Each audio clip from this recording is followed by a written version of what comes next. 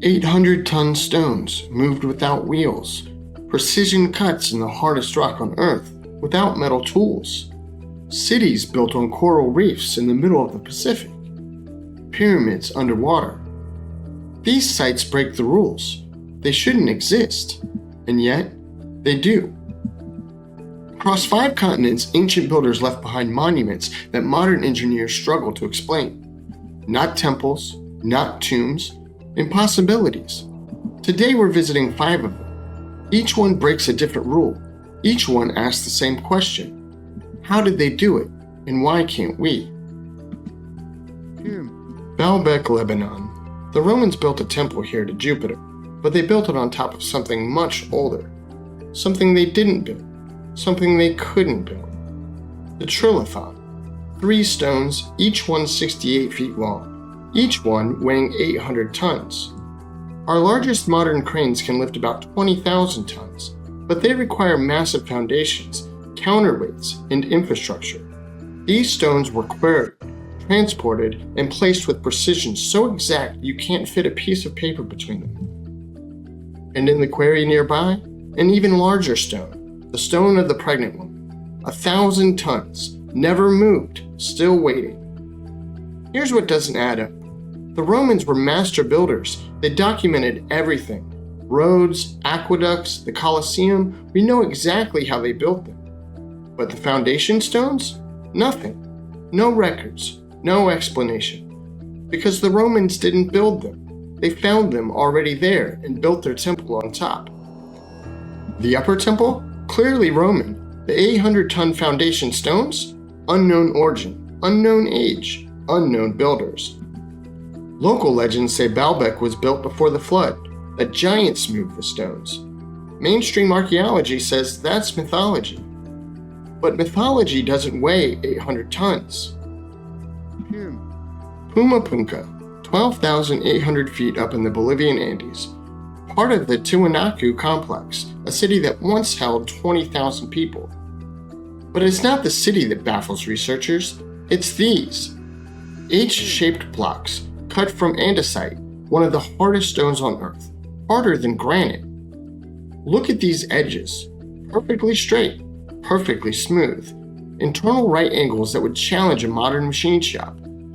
The official explanation? Stone hammers, sand, and patience. Here's the problem. We've never found a single metal chisel at Puma Punku. No bronze, no iron, no copper tools capable of cutting andesite with this precision.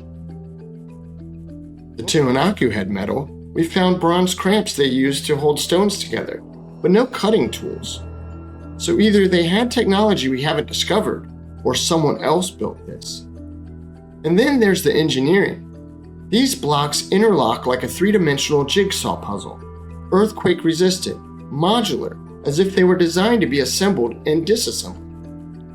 Today, the blocks are scattered, some weighing 130 tons, as if a catastrophic event tore the site apart. Local Amara legends say Puma Punku was built by the gods in a single night, that the stones were moved by sound, by levitation. Mythology again, but the precision in these stones is not. Nan Madol, the Venice of the Pacific. 92 artificial islands built on a coral reef off the coast of Pompeii, Micronesia. No fresh water, no farmland, no logical reason to build a city here. And yet, someone did. The walls are built from columnar basalt, naturally formed hexagonal logs of volcanic rock. Some weigh 50 tons. The total weight of basalt used? 750,000 metric tons, transported across water, stacked to heights of 50 feet, with precision that has lasted 800 years. Here's what gets me about Nan Madol. The people who live on Pompeii today, they live in grass huts, simple, practical structures. But their ancestors, supposedly with the same technology, built this. Something happened. Knowledge was lost. The civilization collapsed. And all that remains is this impossible city and the legend.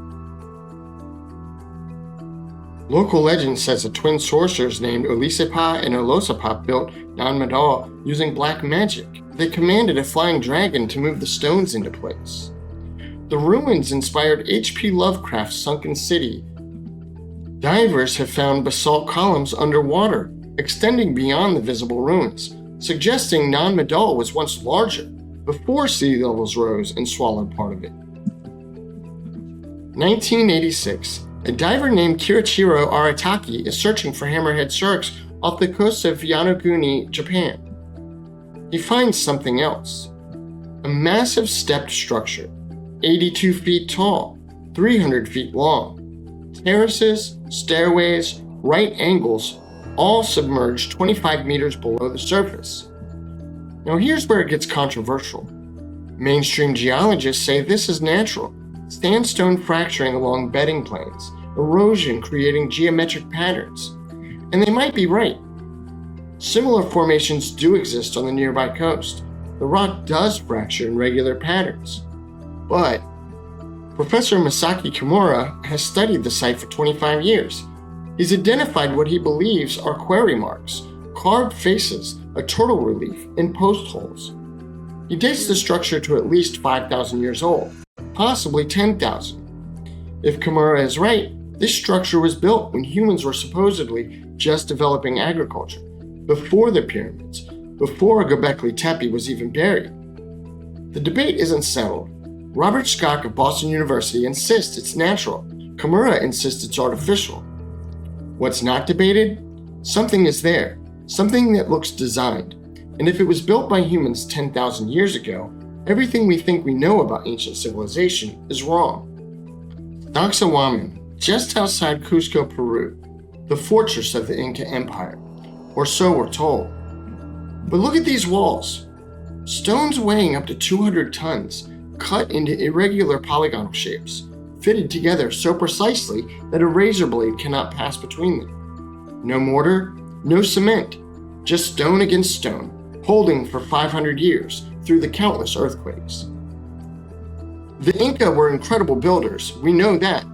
But here's what bothers historians. When the Spanish arrived, the Inca told them that they didn't build the lower walls. They said the walls were already ancient when the Inca found them, built by a race of giants. Look carefully. The top sections, clearly Inca. Smaller stones, less precise. Good construction, but nothing extraordinary. The bottom sections, massive, polygonal, impossible.